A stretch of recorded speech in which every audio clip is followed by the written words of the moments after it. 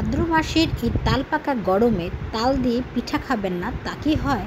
আজকে আপনাদেরকে from সাইমস fork থেকে শেয়ার করব একটা তালের পিঠা। চলুন তাহলে দেখি কী বানাচ্ছি আজকে। এই যে এখানে তালের রস আগে থেকে আমি রেডি করে রেখেছিলাম, ফ্রোজেন রেখেছিলাম, একটু নর্মালে রাখাই, নর্মাল টেম্পারেচারে এসেছে কিছুটা। এখানে আমি নিয়ে নিব 2টা পাকা কলা, সাগর কলা। এটা বেশ মজার একটা পিঠা হতে যাচ্ছে। আর হচ্ছে আপনারা যারা তালের পিঠা পছন্দ করেন তারা এটাকে আবার বড়া বানিয়েও করতে পারবেন। আমি আগে ফার্স্টেই কলাটাকে স্ম্যাশ করে নিয়েছি। তারপরে আমি এখানে যেটা ইউজ করব সেটা হচ্ছে তালের গুড়। খেজুরের গুড়, পাটালি গুড় তো অনেক খেয়েছে, এটা হচ্ছে তালের গুড়। এই তালের গুড়ের টেস্টটা কিন্তু একটু আলাদা এবং খুবই মজাদার। এই যে কলাটার মধ্যে আমি এখন দিয়ে দিব 2 কাপ পরিমাণ তালের রস। এই তালের রসটা একটু আমি এখানে মিডিয়াম ঘন রেখেছি, আপনারা চাইলে অনেক ঘন রাখতে পারেন, আপনাদের পছন্দ মতো থিকনেস ব্যবহার করবেন। তারপর আমি এখানে দিয়ে দিব নর্মাল টেম্পারেচারে থাকা 2টা ডিম, দিয়ে দিয়েছিলাম একটু পরিমাণ স্বাদ মতো লবণ, এবং দেওয়ার পরে আমি সুন্দর করে এটাকে একটু বিট করে নিব। বিট করে একসাথে মিশিয়ে নিব ডিম, তালের রস আর পাকা কলাটিকে, তাহলে ব্যাটারটা অনেক স্মুথ এবং সফট হবে। এর মধ্যে আমি এখানে দিব দারুচিনি গুঁড়ো। এখানে আধা টেবিল চামচ পরিমাণ দারচিনি গুঁড়ো আছে। আপনারা এইটার স্মেল যদি ভালো না লাগে আপনারা এটা স্কিপ করতে পারেন, তবে এখানে একটু বেশি করে তাহলে সেক্ষেত্রে ঘি দিয়ে দিবেন।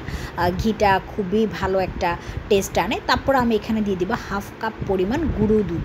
গুঁড়ো দুধটা চাইলে আপনারা আরেকটু পরিমাণ ব্যবহার করতে পারেন, বা লিকুইড ঘন দুধও ব্যবহার করতে পারেন। তারপরে গুঁড়ো দুধটা আমি আস্তে আস্তে মিশিয়ে নেব, একটা করে উপকরণ দিব এবং একটা করে আমি মিশাতে থাকবো। তারপরে আমার এই যে তালের গুড়টা ছিল সেটা আমি একটু লিকুইড করে নিয়েছি, অল্প একটু পানি দিয়ে সেটাকে আবার দিয়ে দেবো, এবং ঘরে তৈরি টক দই দিয়ে দিব আমি 2 টেবিল চামচ পরিমাণ। এটাও অপশনাল, এটা দিলে কেকটা একটু সফট হয়, খেতে ভালো লাগে আমার কাছে। এবং ব্যালেন্সের জন্য আরেকটু আমি লাল চিনি দিয়ে দিচ্ছি। যারা মিষ্টি একটু বেশি খান তারা আরেকটু মিষ্টি দিবেন। তারপর জাস্ট ভালো করে এটাকে মিক্স করে নেওয়ার পালা।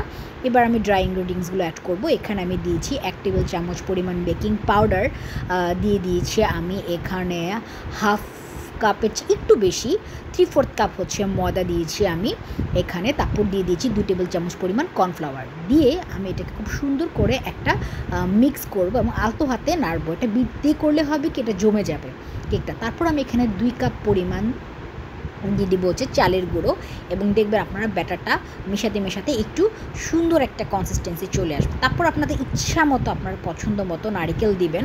আমি এখানে পেস্তাশিও ব্যবহার করেছি, আপনারা অনেক ধরনের নাটস দিবেন। এবং আমি এখানে ডেসিকেটেড কোকোনাট ইউজ করেছি, যেহেতু এটা অ্যাকচুয়ালি অ্যালার্জিক রিয়াকশনটা কম করে।